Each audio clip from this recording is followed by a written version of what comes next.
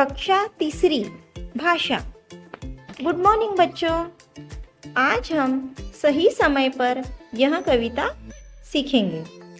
तो सबसे पहले मैं आपको यह कविता गाकर सुनाती हूँ, आप लोग इसे ध्यान से सुनेंगे।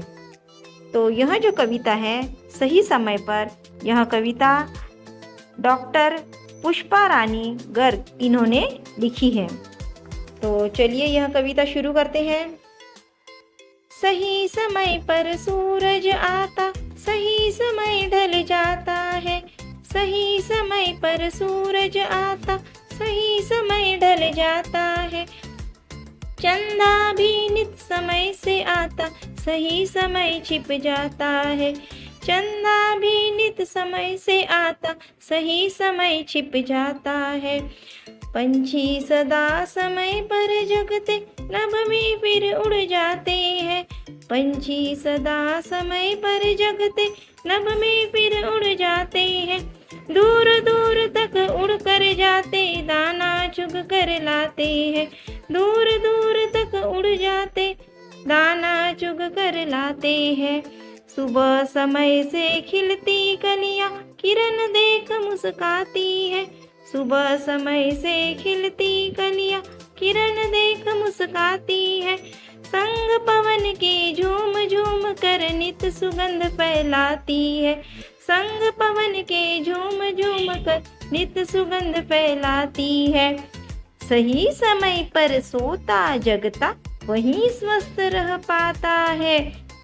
अपना काम समय पर करता, वही सफलता पाता है।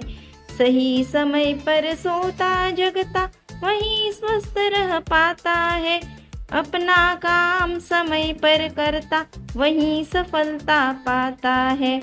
सही समय पर भोजन करना, सही समय व्यायाम करो। सही समय पर करो पढ़ाई, सही समय विश्राम करो। सही समय पर भोजन करना, सही समय व्यायाम करो। सही समय पर करो पढ़ाई, सही समय विश्राम करो। सही समय विश्राम करो। सही समय विश्राम करो। तो बच्चों, अभी हम इस कविता का अर्थ समझते हैं। इस कविता में कवि ने समय का महत्व बताते हुए यह स्पष्ट किया है कि मनुष्य को सही यानी कि ठीक, योग्य, उचित समय पर ही कोई भी कार्य करना चाहिए और उससे ही जीवन में सफलता मिलती है। प्रकृति में भी सभी घटनाएं उसके योग्य निश्चित समय पर ही होती है।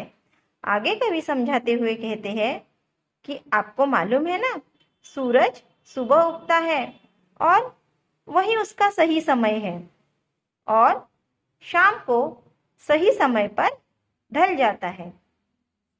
चंद्रमा भी उसके रोज के समय पर ही रात में दिखता है और सुबह होते होते छिप जाता है। पक्षी हमेशा समय पर ही जगते और बाद में आकाश में उड़ जाते हैं। आकाश में दूर दूर तक उड़कर दाना चुगते हैं। सुबह होते ही कलियां खिलती है और सूरज की किरण देखकर मुस्कुराती है। हवा के साथ झूम झूम कर हमेशा चारों तरफ सुगंध फैलाती है। जिस प्रकार प्रकृति में सभी घटनाएं उसके निश्चित समय पर होती है, उसी प्रकार जो मनुष्य सही समय पर सोता जगता है, वही स्वस्थ अर्थात निरोगी रहता है। जो सही समय पर अपना काम करता है, वही जीवन में सफल होता है। उसी प्रकार हमें सही समय पर ही भोजन, व्यायाम, पढ़ाई और आराम करना चाहिए। तो इस प्रकार कवि ने विद्यार्थियों को समय का महत्व बताया है और कविता के माध्यम से विद्यार्थियों में अच्छी आदतें निर्माण करने का प्रयास किया है।